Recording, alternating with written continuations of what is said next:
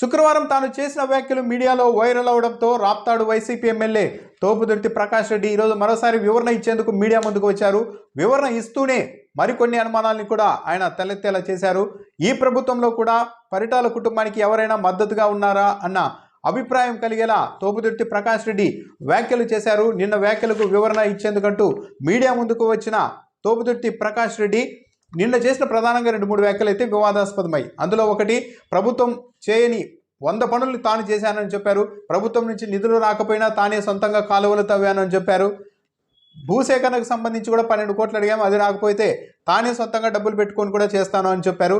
దీన్ని బట్టి ఎమ్మెల్యేని మార్చేందుకు జగన్మోహన్ రెడ్డి ప్రయత్నిస్తున్న నేపథ్యంలో తన పర్ఫార్మెన్స్ చాలా బాగుంది అని చెప్పేందుకే ఇలా ప్రభుత్వం చేయని పనుల్ని తాను చేశానని తోపుదుర్తి ప్రకాష్ రెడ్డి చెప్పుకుంటున్నారా అన్న అభిప్రాయం నిన్న కలిగింది. ఈరోజు మీడియా ముందుకు వచ్చిన ఆయన తన మాటల్ని మీడియా వక్రీకరించింది, తాను చెప్పింది వేరు చేసింది వేరు అంటూనే ఈరోజు పరిటాల సునీత కుటుంబాన్ని ఆయన టార్గెట్ చేశారు. వైసీపీ ప్రభుత్వం వచ్చిన తర్వాత కూడా పరిటాల కుటుంబం చాలా సంతోషంగా ఉంది అంటూ ఆయన వ్యాఖ్యానించారు.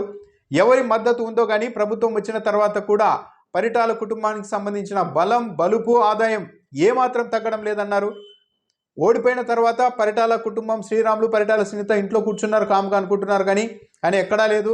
వాళ్ళ పనులు జరిగిపోతూనే ఉన్నాయి, వాళ్ళ కాంట్రాక్ట్ పనులు చేస్తూనే ఉన్నారు. 2019 నుంచి ఇప్పటి వరకు కూడా కియా ఫ్యాక్టరీ వద్ద పరిటాల సునీత అల్లుడు భూములు కొంటూనే ఉన్నారు.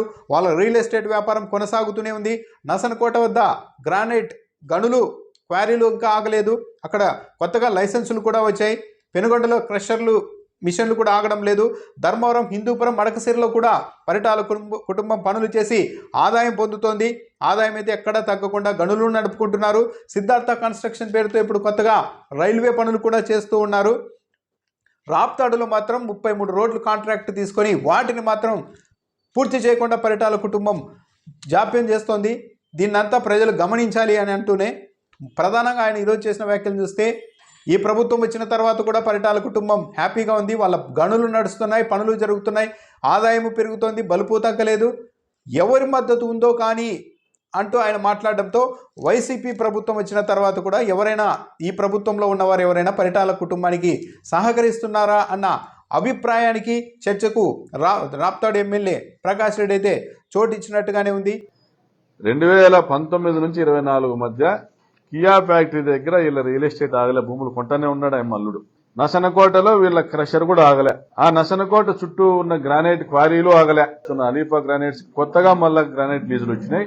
పెనుగొండలో వీళ్ళ క్రషరు ఆగలే, వీళ్ళ కాంట్రాక్టులు ఆగలే పెనుగొండలో. ఇంకా అవి కాకుండా హిందూపురం, మడకసిర ప్రాంతంలో కూడా ఇలా పనులు చేస్తున్నారు. ధర్మవరంలో రోడ్లు వేస్తున్నారు, హిందూపురంలో పనులు చేస్తున్నారు, మడకసిరలో పనులు చేస్తున్నారు, పెనుగొండలో కాంట్రాక్టులు చేస్తున్నారు.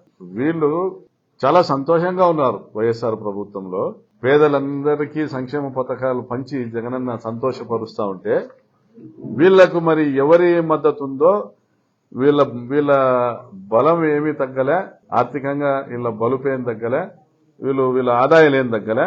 అన్ని చోట్ల చేస్తున్నారు, అన్ని చోట్ల ఆదాయాలు పెంచుకుంటున్నారు, అన్ని చోట్ల పనులు చేస్తున్నారు. కానీ శాడిజం ప్రదర్శిస్తూ ఇక్కడ మాత్రం రోడ్లు చేయడంలే.